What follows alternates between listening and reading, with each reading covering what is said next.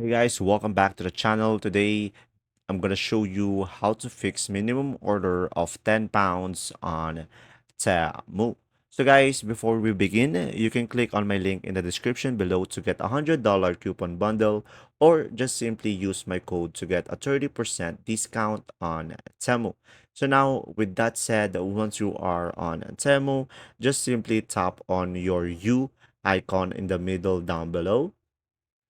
And now just simply tap on the headset icon on the top right corner of the screen.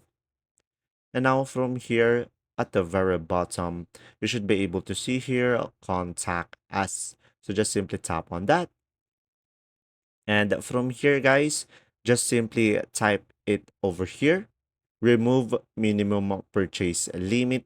And after that, guys, as you can see, you should be able to see here this message, and just simply tap on no, I still want to remove the order limit. And after that, if we scroll down, you should be able to see here remove the restriction.